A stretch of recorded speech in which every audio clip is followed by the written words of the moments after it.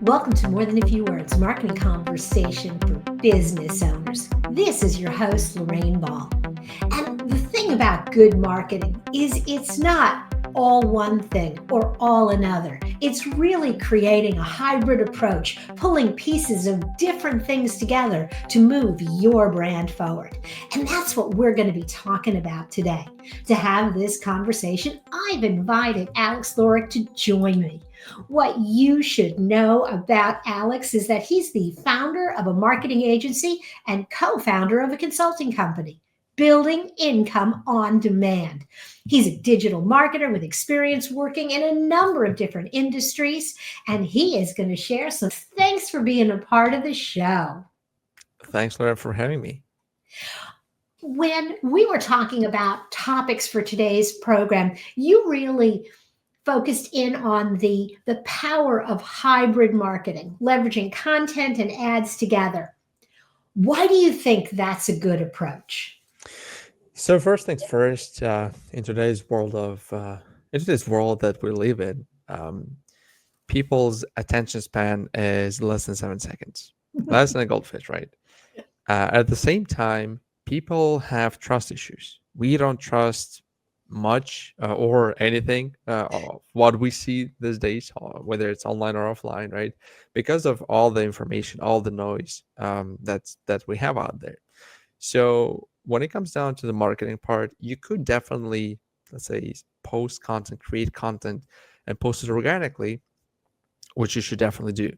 But you don't necessarily know how those videos will perform or how well they will.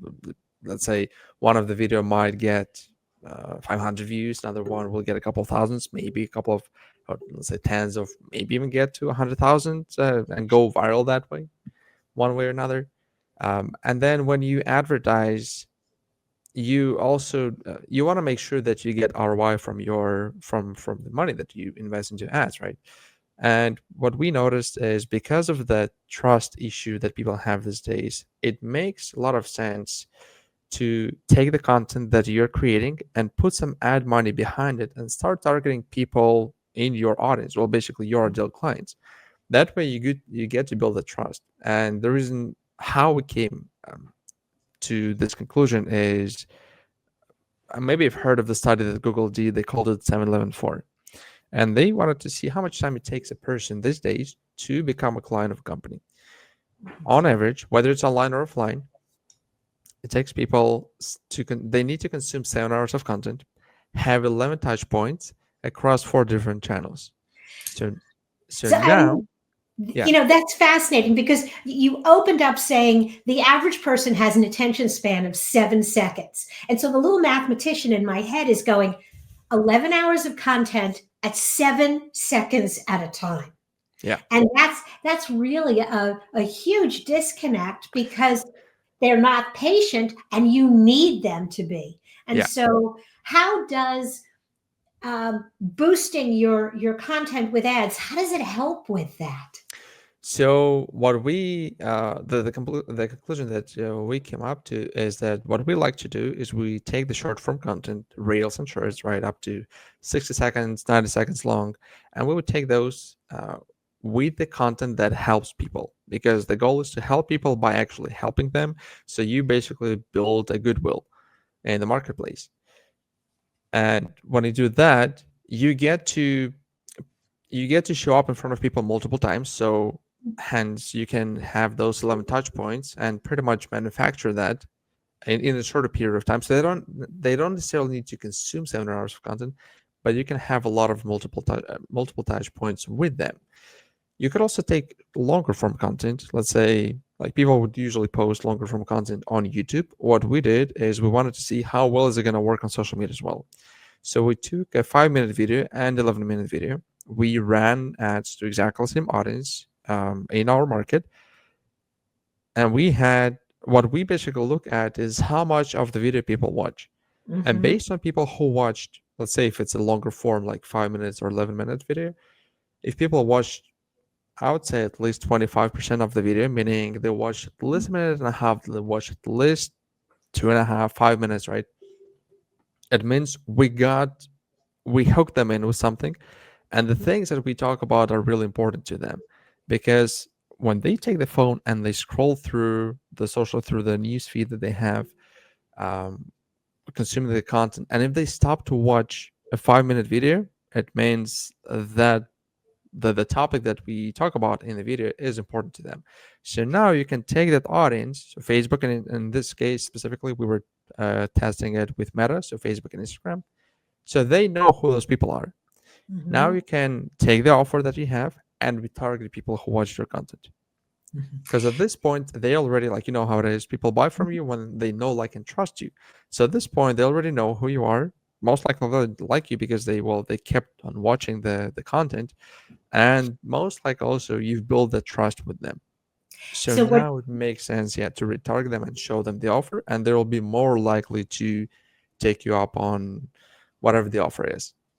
Yeah, that idea of putting the offer out there, exposing a lot of people to it, and then using the insights of these social tools to go back and retarget, to Yep. put more messages in front of people who've already identified as being interested.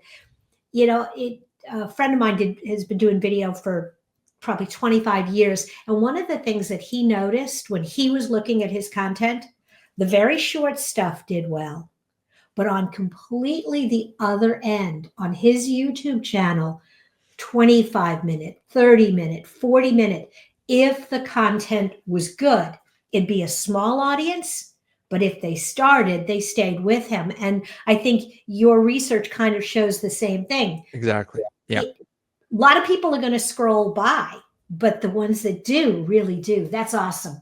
So, as you're retargeting, now you've created this great content, you've identified people who are good targets for it. Are there some tricks to making the retargeting messages more effective? You could actually call out your audience, and with the idea that, hey, looks like you like my content. You don't necessarily need to say it directly. I mean, we've done it in the past where, let's say, somebody comes to the page to fill out where they're supposed to fill out the form, and they don't. Now they'll get an ad saying, "Hey, looks like you're on our page, but you forgot or you didn't finish filling out the form." So Mm-hmm. that's kind of a bit of a funny way of doing it. That's something that you could try, because again, you don't necessarily need to, in this case with this strategy, you don't necessarily need to be techie.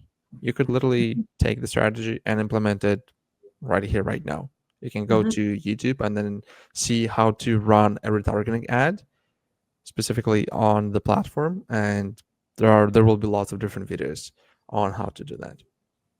So, really, the trick is figuring out how you're going to hook them, Hmm. and then also who you want to hook, and Yeah. then what your offer is. Yes, 100%. So in terms of the how to hook them, these days hook is everything, because again, people's attention span, like, I would say the best thing that you should think of is how you can hook them in the first 3 to 5 seconds. Because Mhm. even if we take YouTube, for example, when you're on YouTube and you want to watch a video, an ad shows up, and only after the first 5 seconds, that's when you can skip the video, the ad itself. And that's why I'm saying that it's 3 to 5 seconds. We have a framework, a video framework that we like to use. So in the beginning, you do a pattern interrupt or hook, or a combination of both. So a pattern interrupt could be something like we've done it for our challenge. Like, somebody pushed me into the pool, so I was like, I kind of fell into the pool, and it was like the first little 2 seconds, and then the video would start where I would basically invite people to register for the challenge. Another pattern trap could be, let's say, like knocking on the camera, like those Mhm. kind of things, something not typical, right? So that could act as a hook. Another hook could be just calling out the audience. Mhm. That's the first 3 seconds. Then after that, you would have the statement, and in the statement itself, you'd either point out a problem that people have, or the desire, so the goal that they want to achieve. Then after that, you'd have, I would say, you'd give people 3 to 5 subject points, on how they can get to the goal or how they can get rid of the problem. And then at the end is a call to action. For the call to action itself, you don't necessarily need to send them anywhere because the goal is for them to engage, especially when in the beginning when you run those ads. And it could be comment below with something specific. So that could trigger a bot if you want to do the automation. But the goal again is engagement. You want people to engage because now Facebook and Instagram, they'll start pushing it even more. Absolutely. Awesome. Well, I think you've given us a great starting point for this idea of hybrid content. And I'm going to encourage anybody, if you are listening and you are curious, there will be links in the show notes to Alex's website and his social profiles. Alex, thank you so much for being a part of the show. Yeah, thanks a lot for having me. Yeah, that was exciting.